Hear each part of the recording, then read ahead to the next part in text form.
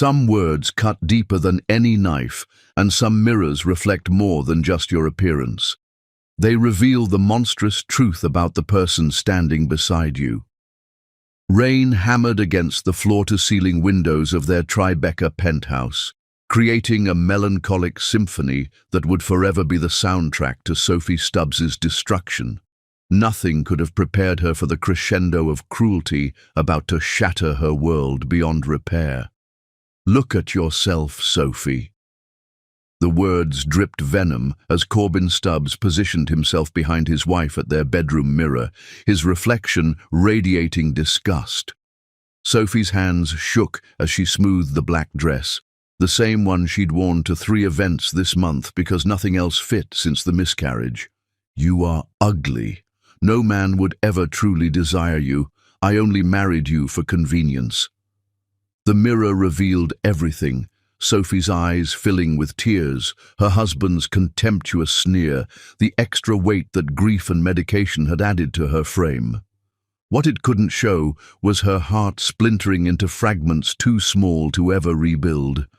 Corbin Stubbs commanded Manhattan's real estate empire, 47 million at 35, with razor-sharp features and Arctic blue eyes that made socialites swoon at charity galas. He controlled half of Tribeca's prime properties, his influence stretching from the financial district to Park Avenue penthouses. Sophie had been his Columbia sweetheart, the scholarship girl from Long Island who'd balanced business classes with 3 part-time jobs. Back then, she'd believed in happily ever after, trusted that love could conquer anything, imagined her ambitious boyfriend would treasure her always. 7 years of marriage had murdered those dreams, one calculated cruelty at a time. "I'm trying, Corbin," Sophie whispered, barely audible above the storm. "The doctor said it's normal after losing—" "After what? After you failed to give me an heir?" His laugh sliced through the air. "Madison doesn't make excuses. Madison takes care of herself. Madison Davis." The name struck like a physical blow. 28, blonde, blessed with a trust fund worth millions and a body that graced Society magazine covers. Sophie had suspected for months, noticed the secretive calls, the unexplained absences, the way Corbin's attention wandered at parties. "Don't speak her name in our bedroom," Sophie said, discovering strength she'd forgotten she possessed. "Our bedroom?" Corbin whirled to face her, his tailored Tom Ford suit immaculate despite the late hour. "This is my penthouse, my bedroom, bought with my money. You exist here because I permit it." Thunder crashed outside, echoing the tempest building in Sophie's chest. She watched this man, who'd once promised to love her through sickness and health, check his platinum Rolex with the indifference he'd show a panhandler. "I have an engagement," he announced, straightening his tie. "Madison's hosting dinner for her father's partners. Critical networking. It's nearly midnight on a Thursday. Success doesn't follow a clock, darling. Neither does ambition." He snatched his keys from the marble nightstand. "Try to improve your appearance before Mother's charity luncheon Saturday. You're becoming an embarrassment." The door slammed with brutal finality, leaving Sophie alone with her shattered reflection. She stared at the woman she'd become, 30 years old, hollow-eyed, drowning in fabric that had once fit perfectly before grief transformed her body. The sharp analyst who'd once commanded boardrooms had withered into a ghost of herself. Something compelled her toward Corbin's nightstand. His backup phone, the one he assumed remained secret, lay charging beneath architectural blueprints. Sophie's fingers trembled as she lifted it. The messages painted a devastating picture. "Madison, miss you already, baby. Wear that cologne I love." Corbin, "Sophie's at book club until 10. I can stay late." Madison, "When do we go public? Daddy's lawyer is Manhattan's finest." Corbin, "Soon. Need to handle the financial complications first. Her family's construction contracts are too valuable to risk." Madison, "I'm tired of hiding, darling. I want to be Mrs. Corbin Stubbs." Corbin, "Patience, love. Once I dispose of the fat cow, we'll honeymoon in the Maldives, somewhere she could never follow. The phone slipped from Sophie's numb fingers, its screen fracturing against marble, spiderwebs that perfectly mirrored her marriage. She drifted to their walk-in closet, past suits worth more than teacher salaries, past shoes that could fund charities. Hidden behind winter coats was her emergency bag, packed during their first major fight 3 years ago, but never used for lack of courage. Inside, passport, credit cards in her maiden name, cash, legal documents. Also concealed was Corbyn's greatest oversight, her grandmother's trust fund papers, $2.3 million protected by airtight legal structures he'd never bothered investigating. Sophie changed into jeans and a sweater, her movements mechanical but purposeful.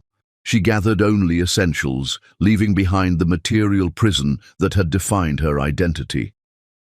At the last moment, she removed her wedding ring, 3 carats that had once symbolized eternal love, and placed it beside a note written on his monogrammed stationery. "You wanted ordinary gone. Congratulations." The elevator descended through floors of broken dreams. Her Range Rover would remain, another symbol of dependence she was abandoning. Instead, she called a taxi from the lobby, directing the driver to a Queens address Corbyn would never think to search. Manhattan's skyline receded like a discarded painting as Sophie Stubbs planned her metamorphosis. When she returned, and she would return, it wouldn't be as the broken woman fleeing into darkness. It would be as someone who could make him experience every ounce of pain he'd inflicted. The taxi driver studied her in his mirror. "Everything all right, miss? You look like you've seen a ghost." Sophie wiped away her final tear for Corbyn Stubbs and smiled genuinely for the first time in months. "No," she said, her voice stronger than it had been in years. "I think I just buried one." But what Corbyn didn't know was that Sophie had a secret trust fund and 6 months to plan the perfect revenge. Chapter 2. The Disappearance. They say revenge is a dish best served cold, but sometimes it's worth waiting for it to freeze into something that can shatter a man's entire world. 6 months, 183 days since Corbyn Stubbs had discovered that vacant space where his wife's wedding ring once lived on their nightstand, and still the sight made his chest constrict with emotions he refused to acknowledge as regret. "Mr. Stubbs, we've exhausted every lead." Detective James Rodriguez settled into the leather chair across from Corbyn's mahogany desk, his weathered hands folded over a case file grown embarrassingly thin. "Your wife Sophie has vanished without a trace. No credit card activity, no cell phone signals, no verified sightings. She's disappeared completely." Corbyn reclined in his chair, Manhattan's skyline sprawling beyond windows that had cost more than suburban homes. 26 floors below, the city thrived with relentless energy, but up here, everything felt suffocating. "Her family?" Corbyn asked, though he dreaded the answer. "Robert and Helen Smith maintain they haven't heard from her. Same with Sister Margaret in Boston. Either they're protecting her or—" Rodriguez shrugged. "Perhaps she genuinely doesn't want to be found." The detective left unspoken what everyone suspected. Maybe Sophie had excellent reasons for vanishing. Patricia Chen, Corbyn's secretary, knocked before entering, a privilege earned through 8 years of managing his increasingly chaotic existence. "Your mother's here, Mr. Stubbs. She appears distressed." Before Corbyn could respond, Eleanor Stubbs swept in like an approaching hurricane, her silver hair immaculately styled despite obvious agitation. At 62, she dominated every space she entered, a force who'd raised Corbyn to be ruthless in business and charming in society. Today, she looked ready for war. "Detective Rodriguez, thank you for your efforts. Please excuse us," she commanded with icy authority. Rodriguez gathered his files efficiently. "I'll continue searching, Mr. Stubbs, but after 6 months, You should consider that your wife may prefer staying lost." The door's soft click left Corbin facing the woman who'd taught him everything about power and who'd apparently learned disturbing truths about how he'd chosen to abuse it. "Corbin Michael Stubbs." Eleanor's voice could have frozen champagne. "I just endured the most enlightening lunch with Helen Smith." Terror gripped Corbin's throat. Sophie's mother and his mother had maintained friendship for decades, bonding over charity work and shared hopes for grandchildren that would never exist. "Mother, let me explain." "Explain?" Eleanor's laugh could shatter crystal. "Explain how you destroyed the finest woman who ever loved you.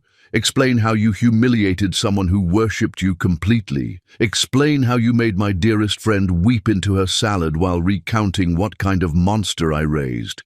Each word struck like artillery fire.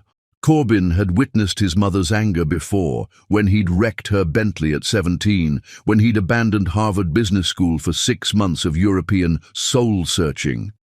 But this transcended anything he'd experienced. Sophie was fragile, Corbin protested weakly.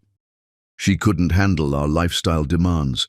She gained weight, stopped maintaining herself. "She lost your baby, you soulless bastard." Eleanor's composure shattered completely. "She miscarried your child, and instead of comforting her, you pursued that blonde parasite while making Sophie feel worthless." The intercom buzzed sharply.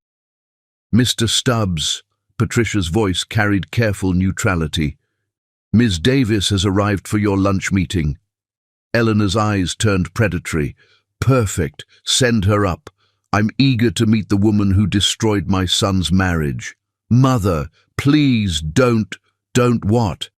Don't acknowledge that you discarded a woman who supported your dreams before you possessed a penny. Don't recognize that you're dating a child who only wants your bank account." Madison Davis entered like she owned the building, all designer legs and practiced confidence. Her platinum hair caught afternoon sunlight through the windows, her smile radiating the artificial warmth of someone who'd never questioned her welcome. "Eleanor, how delightful seeing you again," Madison chirped, apparently oblivious to the Arctic atmosphere. "Madison!" Eleanor's tone could have wilted roses. "I was just departing. Corbin, we'll finish this conversation later, at home, where Sophie used to belong." The door slammed with enough force to rattle the windows. Madison gracefully claimed Rodriguez's vacated chair, crossing her legs with practiced elegance. "Your mother seems stressed. Perhaps she needs a spa retreat. Daddy always says tension ages women terribly." Corbin barely registered her words. His mind was calculating losses he was only beginning to comprehend. Eleanor's disapproval was personally devastating, but the business implications were catastrophic. Eleanor controlled the Stubbs family trust that had funded his initial developments. Without her support, his credit was already contracting. "Corbin." "Hello." Madison waved manicured fingers before his face. "I asked when we're announcing our engagement officially. The Whitneys are hosting their autumn gala next month, and I need to order my ring." "Ring?" Corbin struggled to focus. "Madison, we've discussed this. The divorce isn't finalized." "Divorce is irrelevant. Sophie's gone. She won't return." Madison's voice carried the casual cruelty of someone who'd never faced real consequences. "Besides, Daddy's attorneys say 6 months of abandonment provides grounds for divorce. We could marry by Christmas." Something twisted in Corbin's chest. Christmas. He remembered last year, Sophie making her grandmother's pancakes while wearing his Columbia shirt, her hair messy from sleep, laughing at his terrible jokes. She'd been luminous then, beautiful in ways that transcended makeup or designer clothes. "I need time to think," Corbin said. Madison's perfect smile wavered. "Think about what? We've planned this for months." The intercom buzzed again. "Mr. Stubbs, William Anderson is here. He says it's urgent." William Anderson entered like a man bearing catastrophic news, his usual jovial demeanor replaced by grim concern. At 55, he'd mentored Corbin for a decade, helping build Stubbs Development into Manhattan's premier real estate firm. "Madison, would you excuse us?" William's tone was polite but inflexible. "Actually, Madison should hear this," Corbin said, surprising himself. "If we're marrying, she should understand the business." William's expression darkened further. "Corbin, we need privacy." "Just tell me, William." "Fine." William slammed a folder onto the desk. "Morrison project is dead. They're withdrawing completely. Brooklyn development investors want an emergency meeting to reassess their position. The city's affordable housing contract has been mysteriously delayed." Blood drained from Corbin's face. Those 3 projects represented over $200 million in potential revenue. "That's impossible. Morrison was guaranteed." "Was? Past tense?" William's voice carried unfamiliar weight. "Apparently, they have concerns about organizational stability." "Meaning what?" William glanced meaningfully at Madison, then back at Corbin. "Meaning someone with serious influence has been making strategic calls. Someone determined to see Stubbs Development collapse." Silence filled the room except for Manhattan's distant traffic hum 26 floors below. Madison stood abruptly, clutching her designer bag with white knuckles. "I should leave. Daddy expects me for dinner." She kissed Corbin's cheek again, but this time it felt calculated, cold. "Call when you've resolved this mess, darling. I'm sure it's just a misunderstanding."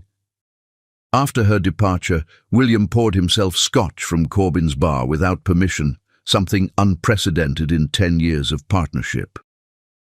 "Want to explain what really happened with Sophie?" William asked quietly. "She left. That's everything." "Bullshit." William's voice was soft but adamant. "Sophie Smith was the most brilliant woman I've known. She's also the only person who made you act human instead of like a spreadsheet. So I'll ask again, what did you do?" Corbin stared at the city that had once felt like his empire. Now it seemed like a prison, and he suspected the walls were closing in faster than he'd realized.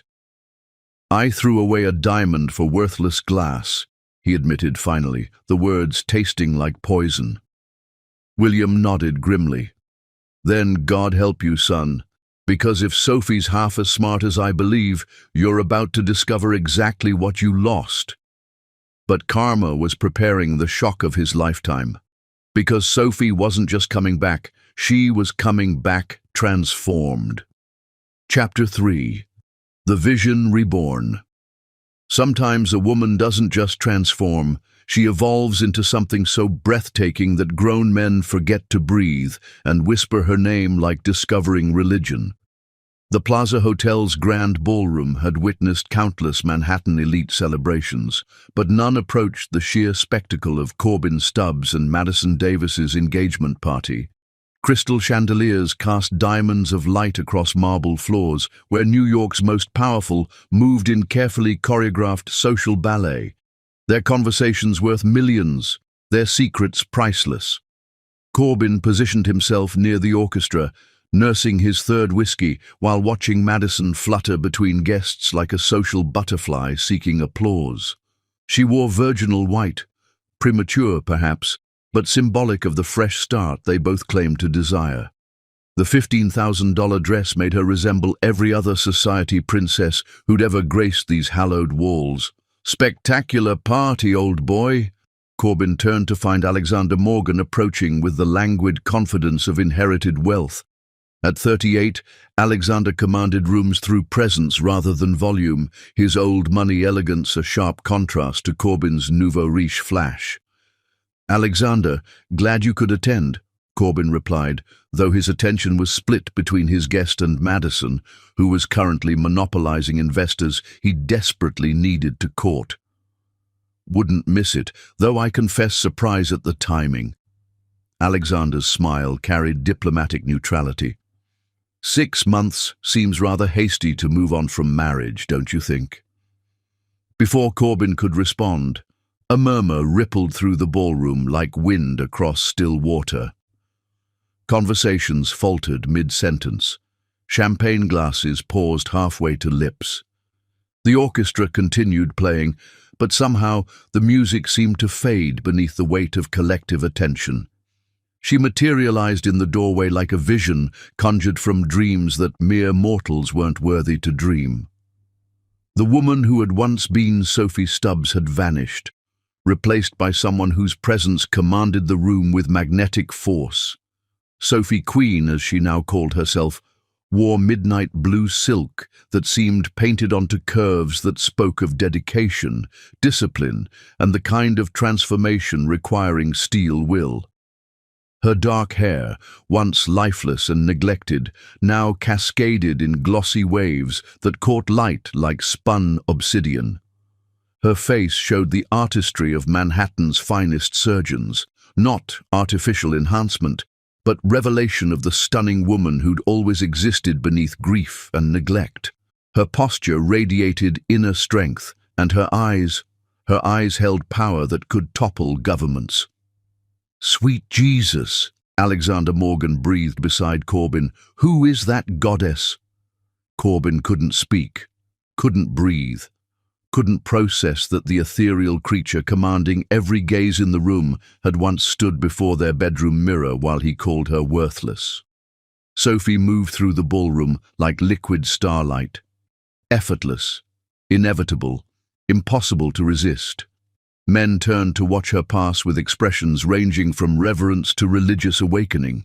Women studied her with mixtures of envy and grudging admiration.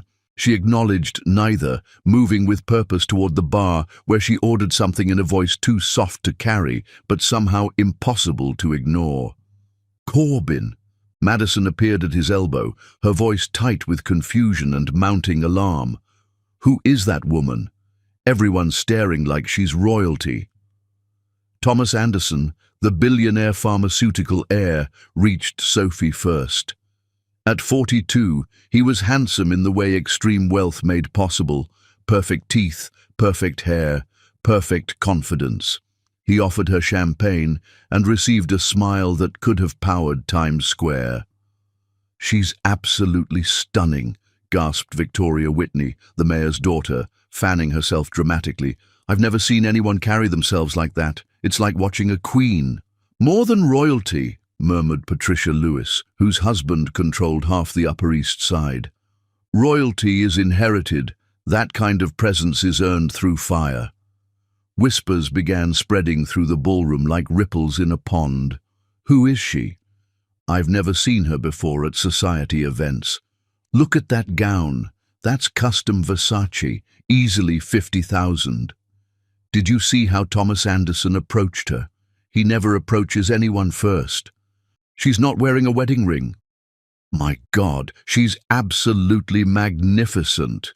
Corbin watched in growing horror as his engagement party transformed into Sophie's debut. Every conversation now revolved around speculation about the mysterious beauty who'd appeared like a force of nature. Madison's white dress suddenly seemed amateur, her carefully planned entrance forgotten, her moment stolen by a woman who wasn't even trying to compete. "Madison," Corbin said slowly, his voice sounding foreign to his own ears.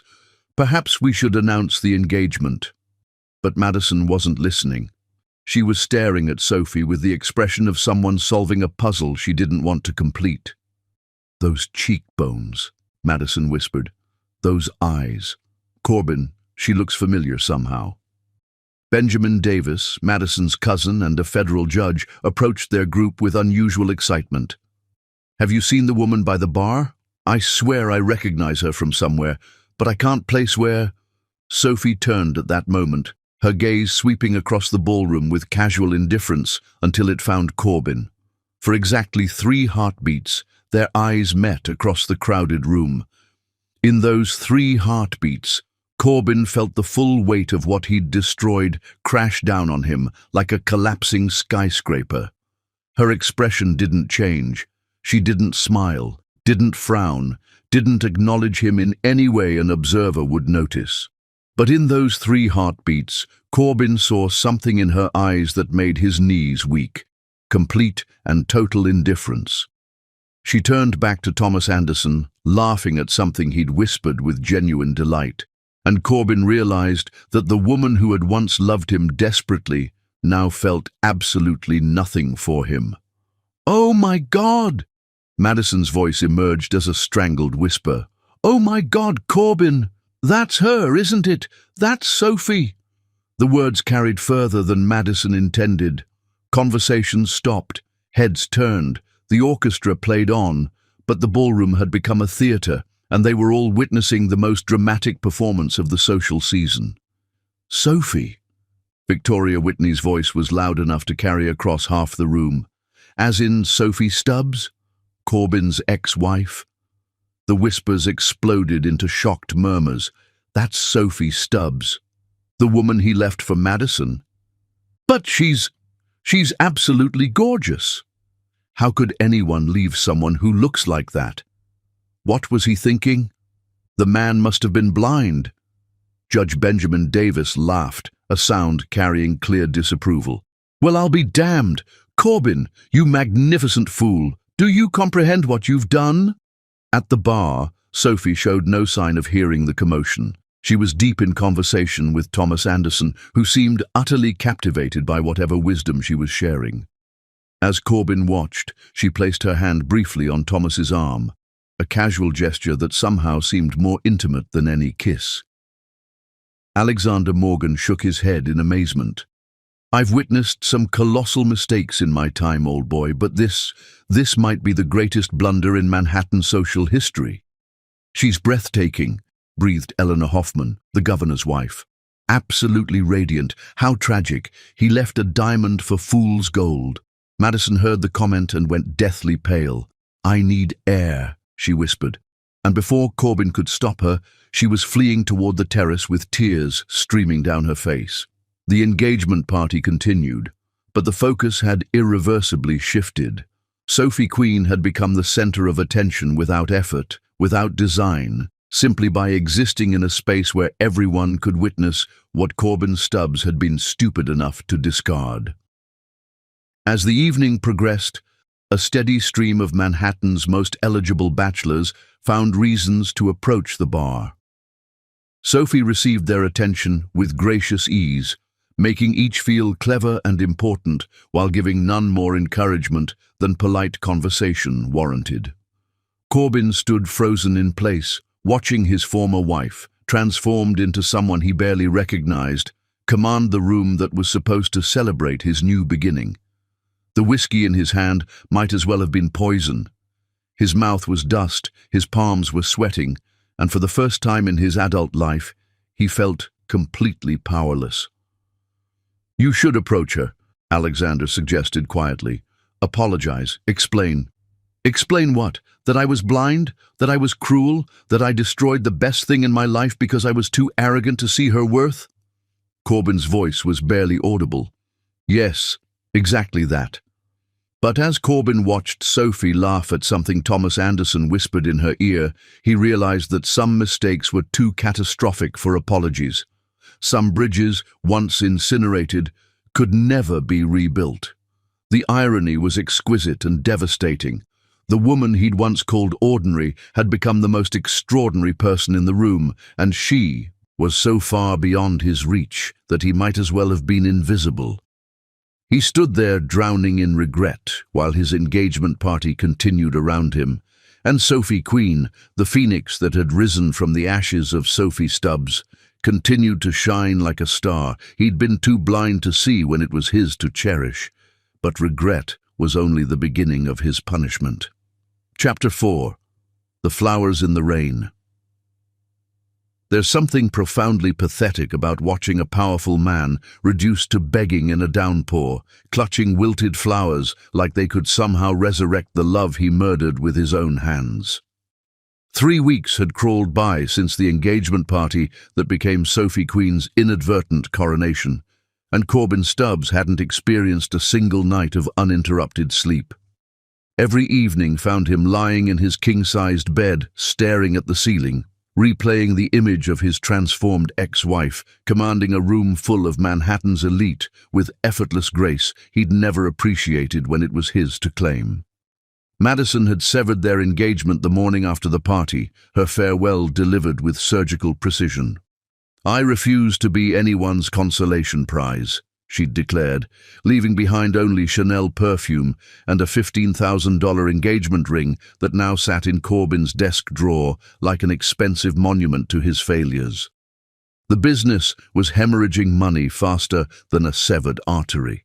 3 additional major contracts had mysteriously evaporated, each loss accompanied by vague explanations about concerns regarding company stability and reassessment of partnership compatibility. William Anderson had abandoned pretending these were coincidences, his worried expression speaking volumes about influences being wielded against them from shadows they couldn't identify.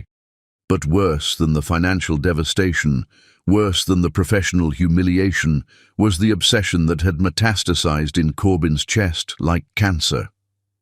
Sophie Queen had become a fixture in Manhattan society pages, photographed at gallery openings with Thomas Anderson, at charity galas with Benjamin Morgan, at exclusive restaurants with a rotating cast of the city's most eligible bachelors. Each photo was a dagger to his pride, each headline a reminder of what he'd discarded. The rain had been falling for 6 relentless hours when Corbyn finally reached his breaking point.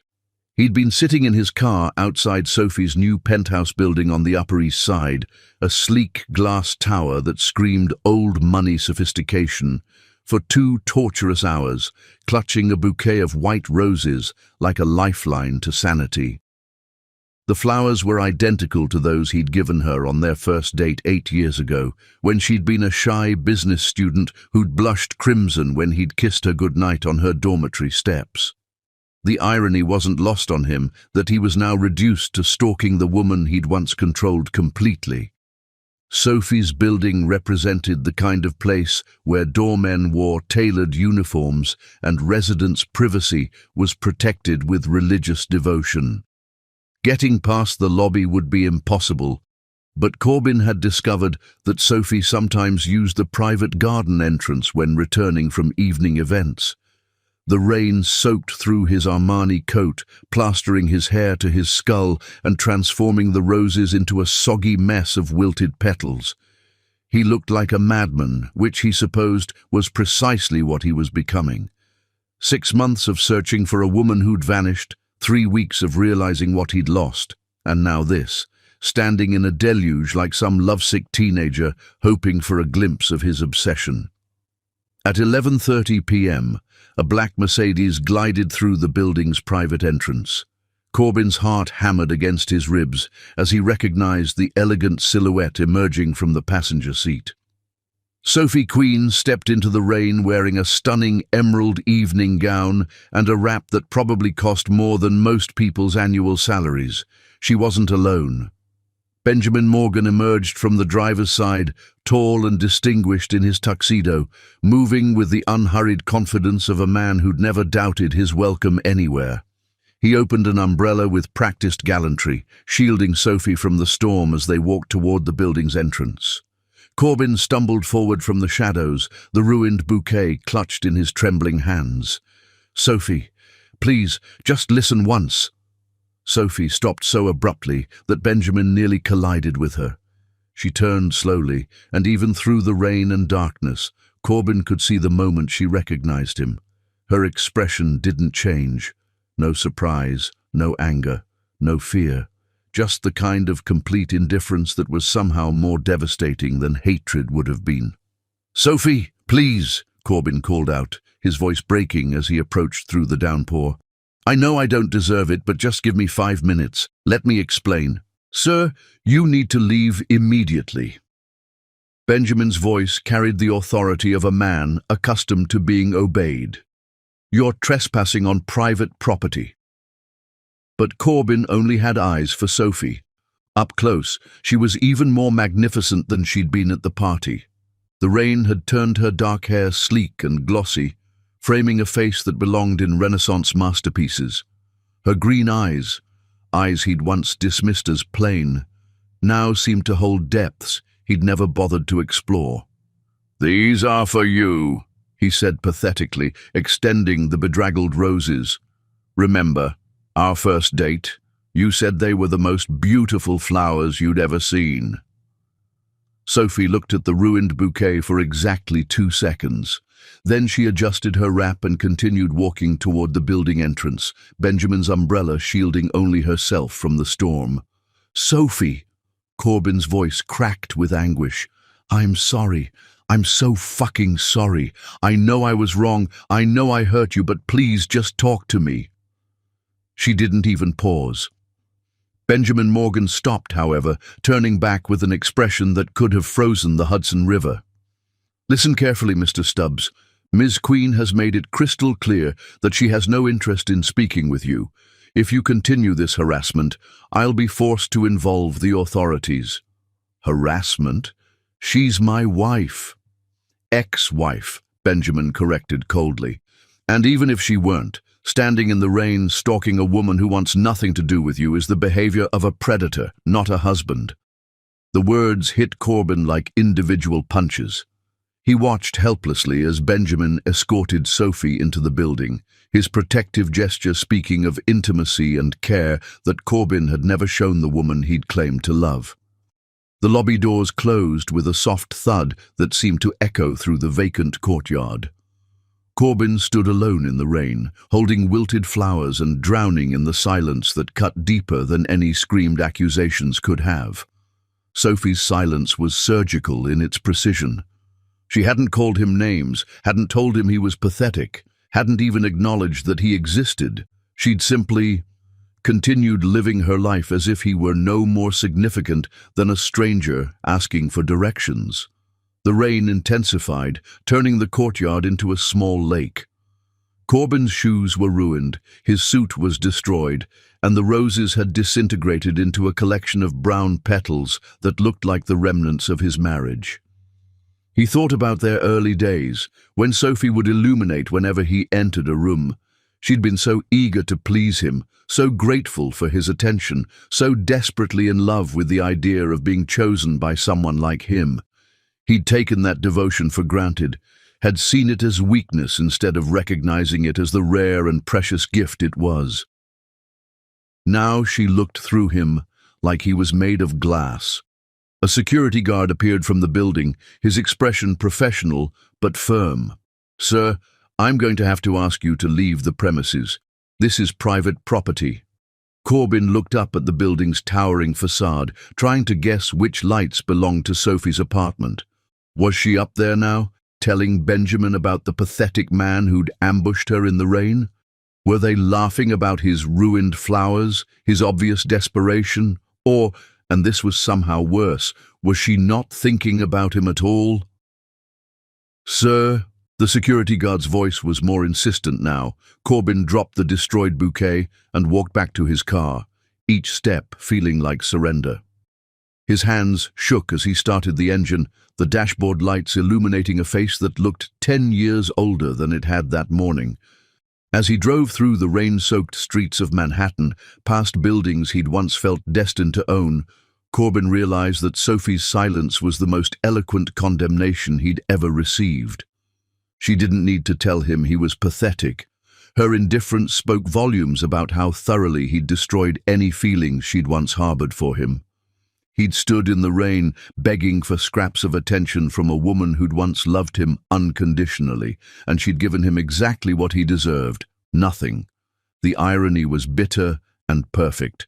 He'd spent 7 years taking Sophie's love for granted, dismissing her attempts to please him, ignoring her frantic desire for his approval. Now their roles were reversed, and he was the one begging for acknowledgement from someone who had learned to live without him. By the time he reached his empty penthouse, Corbin understood that this was only the beginning of his punishment.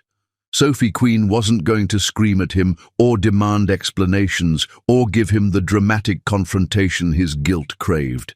She was going to do something far more devastating. She was going to continue being magnificent while treating him like he'd never existed. That silence tortured him more than her anger ever could. Chapter 5. The Public Apology. Pride is a fortress that protects a man's ego from reality, but sometimes desperation becomes a battering ram that brings even the strongest walls crashing down in the most spectacular and mortifying way possible. The Columbia University Business School auditorium buzzed with anticipation as 200 MBA students settled into their seats for what promised to be one of the semester's most anticipated guest lectures. The topic was Strategic Corporate Transformation in the Digital Age, and the speaker was Sophie Queen, the enigmatic businesswoman who'd seemingly materialized from nowhere to become one of Manhattan's most sought-after consultants. Professor Michael Chen stood at the podium, adjusting his microphone as he prepared to introduce the woman whose reputation had preceded her into academic circles like wildfire. Ladies and gentlemen, it's my privilege to introduce someone who has revolutionized 3 Fortune 500 companies in the past 6 months, whose insights have been featured in Harvard Business Review, and whose transformation strategies have become the gold standard for corporate evolution. In the back row, concealed behind a pillar, Corbin Stubbs watched through bloodshot eyes as his ex-wife commanded the stage with the kind of presence he'd never recognized when she'd been his to claim. 2 weeks had crawled by since the rain-soaked disaster outside her building, 2 weeks of sleepless nights and bourbon-fueled attempts to understand how he'd become so obsessed with a woman he'd once dismissed as ordinary. Sophie stood at the lectern wearing a charcoal grey power suit that transformed her into something between a general and a goddess. Her hair was pulled back in a severe chignon that highlighted the elegant bone structure he'd been too blind to appreciate. When she spoke, her voice carried through the auditorium with the kind of authority that made even veteran executives lean forward to catch every word. Transformation, she began, is not about becoming someone new. It's about having the courage to become who you were always meant to be. The irony of her words hit Corbin like artillery fire. He'd spent the morning drinking coffee spiked with whiskey, rehearsing what he would say if he could just secure 5 minutes alone with her. The plan had been to wait until after her lecture, approach her privately, perhaps convince her to have dinner somewhere they could talk without interruption. But as he watched her captivate an auditorium full of brilliant minds, as he saw students hanging on her every word with the kind of reverence he'd never shown her insights, something inside him snapped. The liquor, the desperation, the weeks of sleepless obsession, all of it converged into a moment of spectacular poor judgment that would haunt him for the rest of his life. The key to successful transformation, Sophie continued, is understanding that change requires both vision and sacrifice. You must be willing to let go of who you were to become. Sophie. The name exploded through the auditorium like a gunshot. 200 heads turned in unison as Corbin stumbled from behind the pillar, his suit wrinkled from too many sleepless nights, his hair disheveled, his eyes wild with the desperation of a man who'd lost everything that mattered. Sophie, please, I was blind, I was cruel, and I was wrong. Forgive me. The auditorium erupted in shocked whispers. Phones materialized like magic, their cameras capturing every second of what was rapidly becoming the most spectacular public meltdown in Columbia's recent history. Students exchanged glances that ranged from fascination to second-hand embarrassment as they witnessed a millionaire businessman reduced to begging in their lecture hall. Sophie's reaction was devastatingly perfect. She didn't gasp, didn't step back, didn't show even a flicker of surprise or embarrassment. Instead, she paused for exactly 3 seconds, long enough for the auditorium to fall into complete silence, and then smiled with the kind of professional courtesy she might show a confused delivery driver who'd wandered into the wrong building. "Sir," she said, her voice carrying effortlessly through the stunned silence, "you are disturbing the class." The words were delivered with such polite dismissal that they hit harder than any screamed insult could have. She hadn't called him by name, hadn't acknowledged their history, hadn't given him even the dignity of recognition. To her, he was simply Sir, a random interruption to be handled with professional grace. Nervous laughter rippled through the auditorium, starting with a few snickers and building into waves of barely contained amusement. Students looked at each other with expressions that mixed shock, entertainment, and profound second-hand embarrassment for the man who'd just humiliated himself in front of Columbia's future business leaders. "Professor Chen," Sophie continued smoothly, "perhaps security could help this gentleman find his way to the appropriate venue for his concerns." Professor Chen, clearly mortified by the disruption to his prestigious guest lecture, frantically gestured toward the campus security guards who were already moving down the aisles. Sir, I'm going to have to ask you to leave immediately. This is a private academic event." But Corbin was beyond caring about dignity or consequences. The alcohol, the desperation, and the sight of Sophie treating him like a stranger combined to strip away the last of his self-control. "You don't understand," he called out, his voice cracking with emotion. "I love her. I've loved her for 8 years. Sophie, I know I hurt you. I know I was terrible, but please just give me one chance to explain." The phones captured every word, every gesture, every moment of his spectacular downfall. Columbia Breakdown started trending within minutes, accompanied by videos of a disheveled millionaire begging his ex-wife for forgiveness while she stood at a podium looking like the CEO of his nightmares. "Security!" Professor Chen's voice was sharp with authority. "Remove this man immediately!" 2 guards approached Corbin from either side, their expressions professionally neutral, but their body language suggesting they'd had experience with intoxicated alumni making scenes at academic events. The students watched with rapt attention as the drama unfolded, some looking sympathetic, others clearly enjoying the spectacle of watching privilege and power reduced to pathetic desperation. "Sophie, please!" Corbin's voice was raw with anguish as the guards took his arms. "I lost you once because I was stupid. Don't make me lose you again because I was too proud to beg." For just a moment, barely a heartbeat, something flickered across Sophie's face.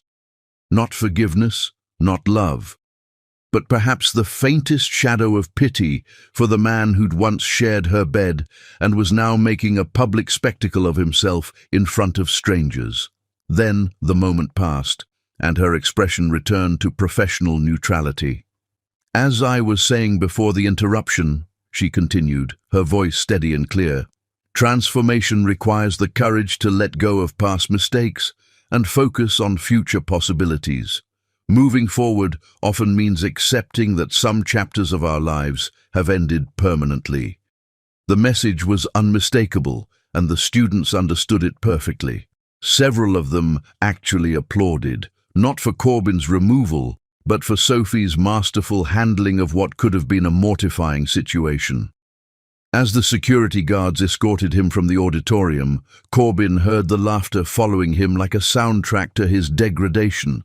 Not cruel laughter, but the kind of nervous amusement that erupted when people witnessed something so awkward they didn't know how else to react. The doors closed behind him with a finality that echoed through the hallway. Through the windows, he could see Sophie continuing her lecture as if nothing had happened, commanding the room with the same effortless authority she'd displayed before his interruption. Within hours, the videos would be everywhere. Millionaire Meltdown would trend on Twitter. Business blogs would pick up the story, turning his public degradation into case studies about the dangers of mixing personal drama with professional settings. His mother would call, his business partners would express concern, and his reputation would take another devastating hit. But as Corbin stumbled across Columbia's campus in the afternoon sunlight, none of that mattered as much as the realization that Sophie had handled his desperate proclamation of love with the same cool professionalism she might show a difficult client. She hadn't been angry or hurt, or even particularly surprised. She'd simply managed the situation. He'd poured out his heart in front of 200 witnesses, had sacrificed the last of his dignity on the altar of his obsession, and she'd treated it like a minor scheduling inconvenience. The message was clear. Sophie Queen had evolved beyond the reach of Corbin Stubbs's regrets, and all the public apologies in the world wouldn't change the fact that she'd learned to live without him. His phone buzzed with notifications. Twitter mentions, news alerts, text messages from colleagues who'd already seen the videos. The shame was going viral in real time, ensuring that his spectacular failure would be preserved forever in the digital amber of social media. As he reached his car, Corbin realized that this was what rock bottom looked like, standing in a parking lot while the entire internet watched him beg for forgiveness from a woman who'd responded by calling him sir. Yet even humiliation couldn't kill his hope. Chapter 6. The ring returned. Some gestures are meant to heal old wounds, but when they're performed by the wrong person at the wrong time, they become monuments to delusion and the desperate refusal to accept that some stories have already ended. The Tiffany and Company box sat on Corbin's desk like a small blue accusation, its presence haunting him for 3 days since he'd retrieved it from the vault where he'd stored it after Madison's departure. Inside lay the 3-carat diamond engagement ring he'd given Sophie 7 years ago, back when he'd been 28, and arrogant enough to believe that love was something you could purchase with the right setting and sufficient carats. October 15th. Sophie's 31st birthday. He remembered because she'd reminded him every year for 7 years, had circled the date on their shared calendar, had planned intimate dinners that he'd often postponed for business meetings that seemed more important at the time. How many of her birthdays had he ruined with his indifference? How many celebrations had he treated as inconveniences rather than opportunities to show her she mattered? The viral degradation at Columbia had been 3 weeks ago, and the internet had finally moved on to fresher scandals. But Corbin's obsession had only deepened, fed by the complete absence of reaction from Sophie. No angry phone calls, no restraining orders, no acknowledgement that his public breakdown had even occurred. She'd simply continued existing in her new life while he spiraled deeper into his private hell. The plan, if his alcohol-fueled reasoning could be called a plan, was beautiful in its simplicity. He would surprise her at her office building with the ring, would recreate the proposal that had once made her cry with joy, would offer her the symbol of a commitment he'd failed to honor the first time but was ready to worship now. Meridian Tower rose 47 floors above the financial district, its glass facade reflecting the October sun like a monument to American ambition.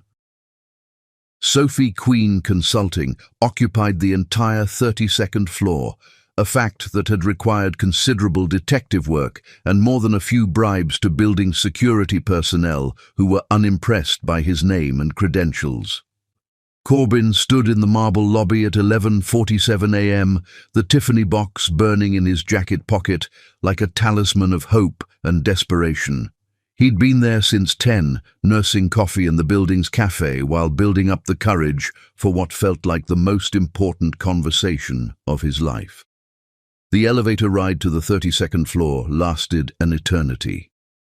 His reflection in the polished steel doors showed a man who'd aged 5 years in 5 months. Hollow cheeks, haunted eyes, the kind of desperation that no amount of tailored clothing could disguise. Sophie Queen Consulting's reception area was a masterpiece of understated elegance. Floor-to-ceiling windows offered breathtaking views of Manhattan Harbor, while modern art and fresh orchids created an atmosphere of sophisticated success. The receptionist, a poised woman in her 40s, looked up with the kind of trained smile that suggested she was accustomed to dealing with walk-in clients who believed their problems were urgent enough to warrant immediate attention. "Good morning. How may I help you?" "I need to see Sophie Queen. It's personal." The receptionist's smile became marginally cooler. "I'm sorry, but Miss Queen only sees clients by appointment. If you'd like to schedule a consultation, I can check her availability for next month." "Next month?" Corbin's voice cracked with disbelief. "No, you don't understand. I'm Corbin Stubbs. I was her husband." Recognition flickered across the receptionist's features, quickly replaced by the kind of neutral efficiency that suggested she'd been briefed on exactly this scenario. "I see. Mr. Stubbs, I'm afraid Ms. Queen is in meetings all day. However, I'd be happy to take a message." "A message?" The words came out louder than he'd intended, drawing glances from other visitors in the reception area.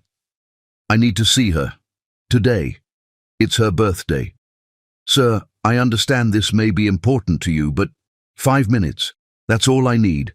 5 minutes to explain, to apologize, to—" He pulled the Tiffany box from his pocket, holding it like evidence in his own defense. "To give her this." The receptionist's expression shifted from courtesy to something approaching pity. "Mr. Stubbs, please understand that Ms. Queen has been very clear about her preferences regarding personal visits. I cannot interrupt her schedule for unannounced appointments." Through the glass walls of the reception area, Corbin could see figures moving in the conference rooms beyond. Was Sophie in one of those rooms? Was she close enough to reach if he could just get past this guardian at the gates? "Please," he said, the words scraping his throat raw. "It's her birthday. I know I don't deserve her time, but just give her the ring. Tell her I remember now. Tell her I remember everything." The elevator dinged behind him, and Corbin's heart stopped as he recognized the voice that emerged from it. "Jennifer, has the Morrison contract been finalized? I want to review the liability clauses before—" Sophie Queen stepped into the reception area, wearing a navy blue dress that transformed her into something between a CEO and a work of art. Her hair was shorter than it had been at Columbia, cut in a sharp bob that framed her face with geometric precision. She carried herself with the kind of confidence that spoke of someone who'd learned to navigate rooms full of men who underestimated her and had taught them all to regret that mistake. She saw him immediately, of course. There was no moment of surprise, no shock of recognition, no pause in her perfectly controlled composure. She simply acknowledged his presence the way she might notice a piece of furniture that had been rearranged while she was out. "Mr. Stubbs." Her voice was coolly neutral, the same tone she might use to address a vendor who'd shown up with the wrong delivery. "This is unexpected. Sophie." Her name came out as a prayer, a plea, a frantic attempt to bridge the chasm that had opened between them. "I know I don't have an appointment, but it's your birthday and I needed to give you this."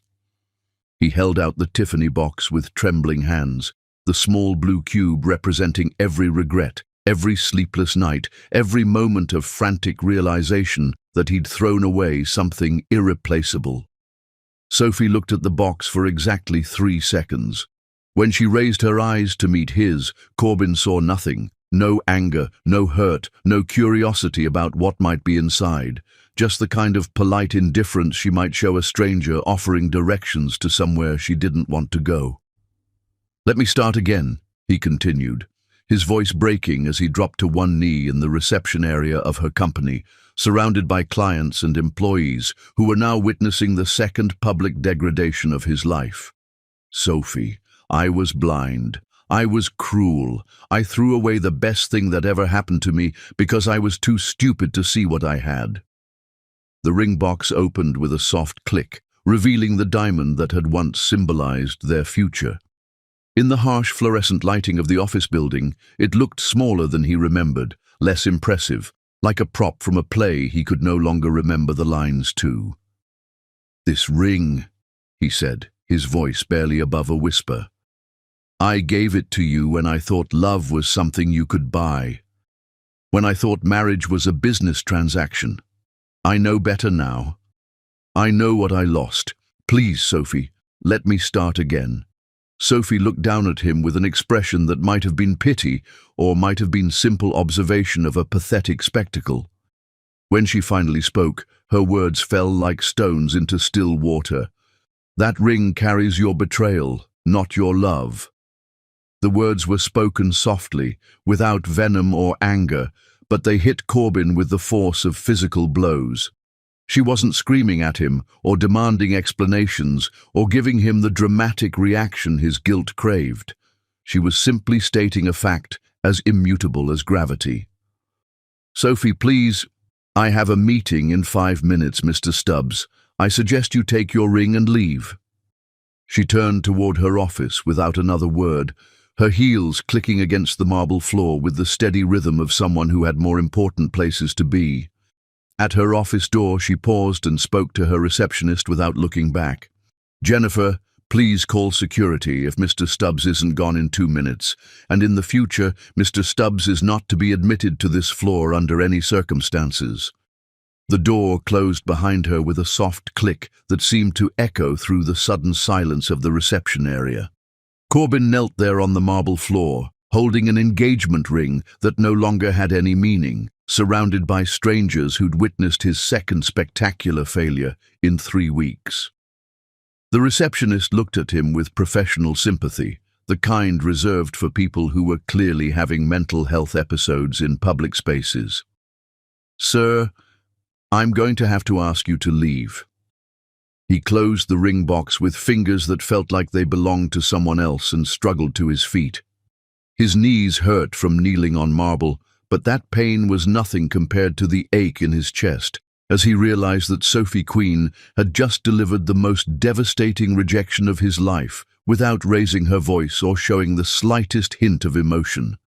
She hadn't taken the ring, hadn't thrown it back at him, hadn't given him the dramatic confrontation that might have felt like progress, like engagement, like proof that she still cared enough to be angry. Instead, she'd simply stated that the symbol of their former love now represented only his failures, and she'd walked away from both the ring and the man offering it with the same casual indifference she might show yesterday's newspaper.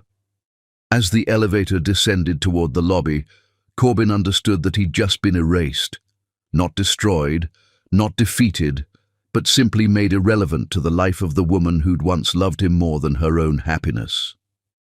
The ring box felt heavier in his pocket than it had going up, weighted down with the knowledge that some gestures were too little, too late, and that some wounds once inflicted could never be healed by the very hands that had caused them. Every rejection only made him burn with more desperation. Chapter 7.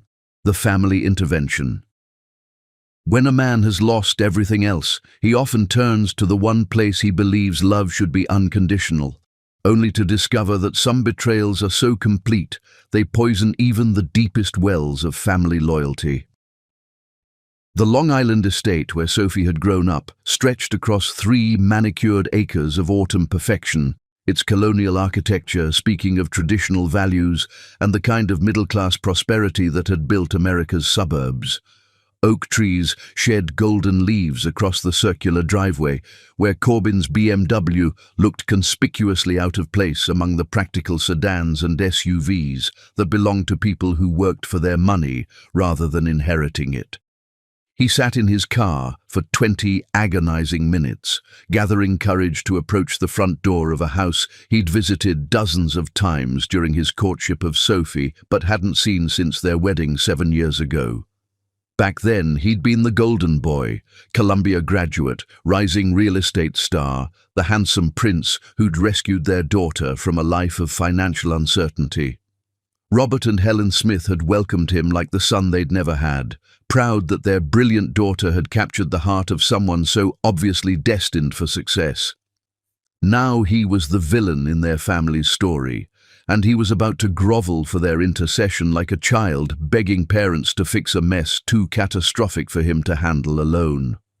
The October air carried the scent of burning leaves and approaching winter as Corbin finally forced himself from the car and walked the brick path to the front door. His hands shook as he pressed the doorbell, the simple chime triggering memories of Sunday dinners and Christmas mornings when he'd been part of this family's inner circle. Robert Smith opened the door with the expression of a man who'd been expecting this visit and dreading it in equal measure.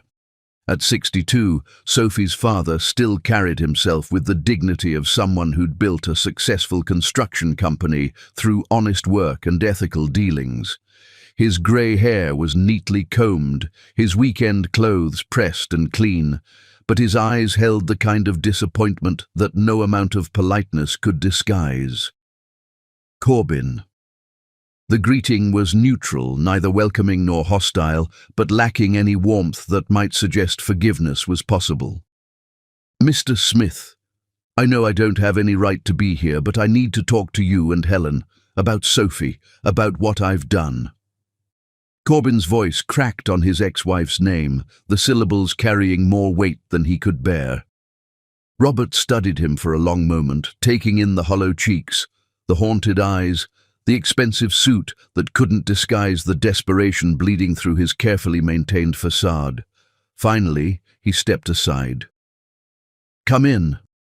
Helen's in the kitchen." The Smith family home hadn't changed in 7 years. The same photographs lined the hallway, Sophie's graduation pictures, family vacations, wedding photos that now seemed like evidence from a crime scene. Corbin's image appeared in several frames, but someone had clearly been through them recently, removing the pictures that featured him too prominently. What remained were careful crops that included him only as necessary background to preserve Sophie's memories. Helen Smith stood at the kitchen sink, her back rigid with the kind of tension that suggested she'd been preparing for this confrontation.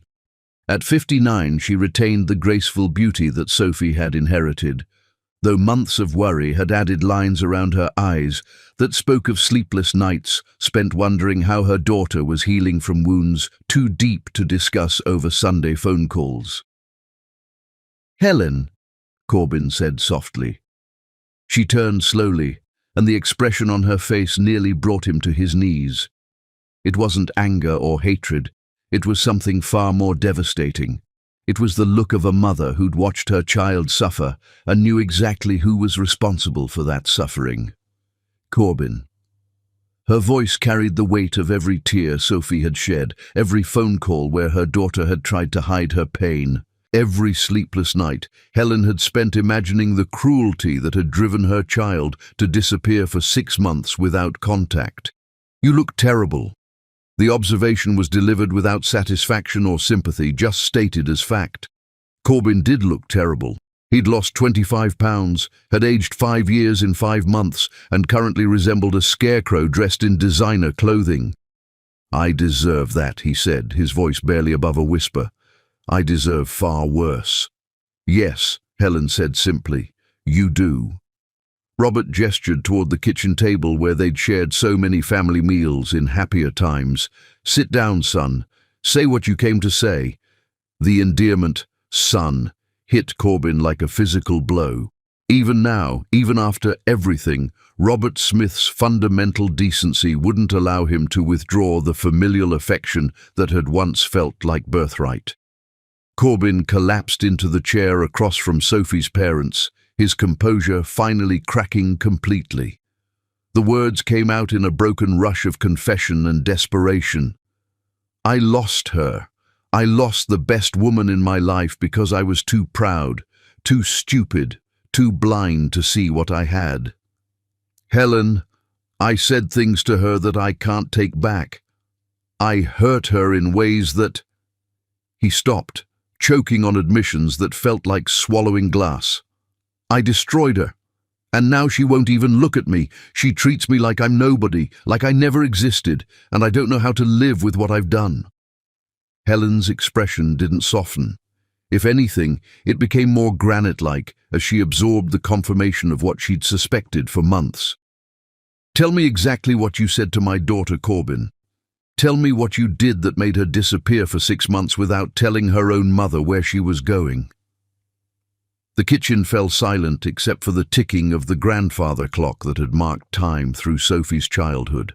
Corbin looked into the faces of the people who'd welcomed him as family and saw them waiting for him to confess sins they already knew he'd committed. "I called her ugly," he whispered, I told her no man would ever desire her. I said I only married her for convenience.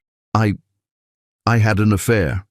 And when she found out, I told my mistress that I couldn't wait to divorce the fat cow so we could honeymoon in Paris." Helen's intake of breath was sharp enough to cut glass. Robert's hands clenched into fists that spoke of violence barely contained by decades of civilized behavior. "You called my daughter ugly?" Helen's voice was deadly quiet. "My Sophie. My beautiful, brilliant, loving daughter who worshipped the ground you walked on. I was wrong. I was so fucking wrong. Helen, she's not ugly. She's magnificent. She's become this incredible woman, this force of nature, and I threw her away like garbage because I was too blind to see." "Stop!" Robert's voice carried the authority of a man who'd spent 40 years managing construction crews and brooked no arguments when safety was at stake. "Just stop talking, Corbin. You don't get to sit in my kitchen and praise my daughter's beauty now that she's learned to live without you. I know I don't deserve forgiveness. I know I don't deserve another chance. But maybe if you talked to her, if you told her how sorry I am." "No." The single word came from the kitchen doorway. All three of them turned to see Sophie standing there, her hand still on the door handle, her face a mask of composure that couldn't quite hide the pain underneath. She was more beautiful than she'd ever been, wearing jeans and a cashmere sweater that somehow looked more elegant than any evening gown. Her hair fell in loose waves around her shoulders, and her skin glowed with the kind of health that came from finally learning to take care of herself instead of trying to please someone who'd never appreciated her efforts. "Sophie, honey." Helen rose from her chair, moving toward her daughter with the protective instincts of a mother bear. "I didn't know you were coming. I called an hour ago, but you were in the garden. I let myself in." Sophie's eyes never left Corbin's face, but there was no recognition there, no acknowledgement of shared history or buried feelings. Just the cool assessment of someone observing a mildly interesting specimen. "I heard voices and wanted to make sure you were okay." "I was just leaving," Corbin said, starting to rise from his chair. "No." Sophie's voice was calm, authoritative, the tone of someone accustomed to having her orders followed. "Stay. I want to hear this." She moved to stand beside her mother, one hand resting protectively on Helen's shoulder. The gesture was small, but spoke volumes about how the family dynamics had shifted. Sophie was no longer the child seeking approval, but the successful adult protecting parents who'd sacrificed for her happiness. "Corbin was telling us how sorry he is," Robert said carefully, his eyes moving between his daughter and the man who'd broken her heart. "How he wants us to intercede on his behalf." Sophie's smile was polite, distant, the expression she might wear while declining an invitation to an event she had no interest in attending. "I see. And what did you tell him?" Helen's hand covered her daughter's, the simple touch speaking of solidarity and shared strength. "We told him that some mistakes are too big for apologies, that some people don't deserve second chances. Especially," Robert added, his voice heavy with disappointment, "when they only realize what they've lost after someone else shows them what they threw away." Sophie nodded, as if this was exactly what she'd expected to hear. She looked at Corbin with the kind of detached interest an entomologist might show when studying a particularly pathetic insect. "Do you know what the worst part was, Corbin? It wasn't the affair. It wasn't even the cruel words. It was the realization that you never saw me at all. For 7 years, you lived with a woman you didn't know, didn't understand, didn't value. You married an idea of me that existed only in your head, the grateful little girl who'd be eternally thankful for your attention." Her words were delivered without anger or venom, just stated as fact, with the kind of clinical precision that made them cut deeper than screamed accusations could have. "Sophie, please, I forgive you," she said, and for a moment Corbin's heart leaped with desperate hope. "I forgive you for being exactly who you were, but forgiveness doesn't mean reconciliation. It just means I'm not going to carry your poison anymore." She kissed her mother's cheek, squeezed her father's shoulder, and headed back toward the door. At the threshold, she paused without turning around.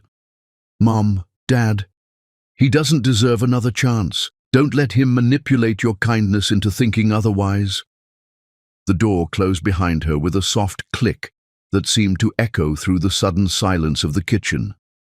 Helen turned to face Corbin with tears in her eyes, but they weren't tears of sympathy for his pain. They were tears of pride for a daughter who'd learned to value herself enough to walk away from people who'd failed to cherish her properly. "You heard her," Helen said quietly. "She's forgiven you, which is more grace than you deserve. But she's also done with you, and so are we." Robert stood up, his meaning unmistakable. "I think it's time for you to leave, Corbin. And I think it's time for you to stop bothering our daughter." As Corbin walked back to his car, he could see Sophie through the kitchen window, hugging her parents with the kind of easy affection that spoke of relationships built on mutual respect and unconditional love. She looked peaceful, settled, like someone who'd finally found her way home after a long journey through dark territory. He'd come here hoping to recruit allies in his campaign to win her back. But instead, he'd witnessed something that cut deeper than any rejection. Sophie Queen was genuinely happy without him.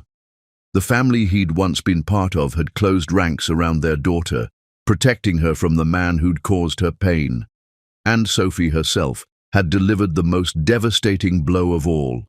Not anger, not hatred, but complete indifference wrapped in forgiveness that felt like a funeral blessing. It seemed his last chance was slipping away. Chapter 8. The Breaking Point.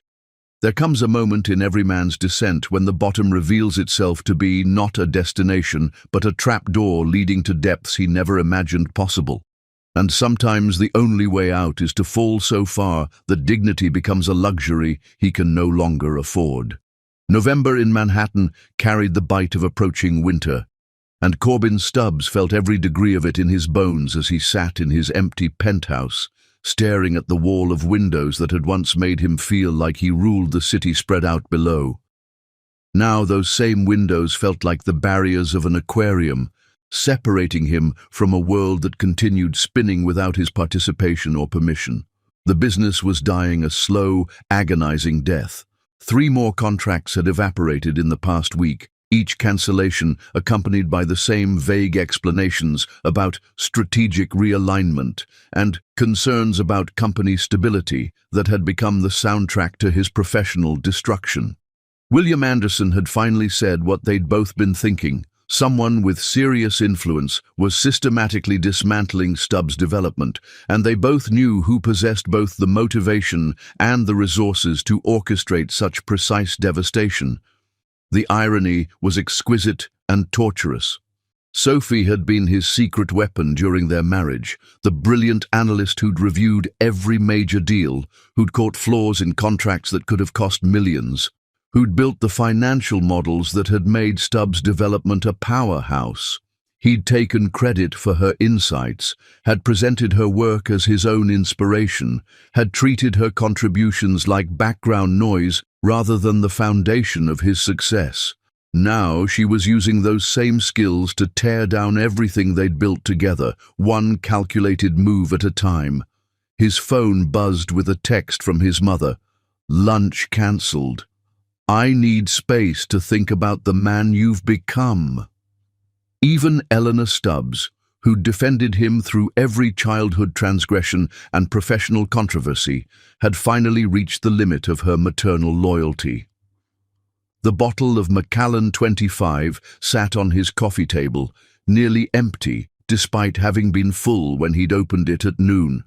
Alcohol had become his most reliable companion, the only thing that could quiet the voice in his head that replayed Sophie's words on an endless loop. "That ring carries your betrayal, not your love." The penthouse felt like a mausoleum, every room haunted by memories of the woman who'd once shared this space, who'd filled it with laughter and warmth and the kind of domestic happiness he'd been too arrogant to appreciate. The kitchen where she'd made Sunday morning pancakes, the library where she'd read while he'd worked late, the bedroom where she'd waited for him to come home, to choose her over whatever deal or client or mistress had captured his attention that day. Now it was just expensive furniture, arranged in rooms that echoed with his own breathing and the distant hum of a city that had moved on without him. His laptop sat open to a Google search that had become his nightly obsession: Sophie Queen, New York. The results were a parade of professional triumphs and social appearances that documented her transformation from abandoned wife to Manhattan's most sought-after business consultant. Every photo showed her more radiant than the last, usually accompanied by some eligible bachelor who looked at her with the kind of reverence Corbin had never shown when she'd been his to cherish. Tonight's particular torture was a society blog post about a charity gala at the Metropolitan Museum of Art. The headline read, "Mystery Maven Sophie Queen Dazzles at Annual Arts Preservation Benefit," accompanied by a photo that stopped his breath completely.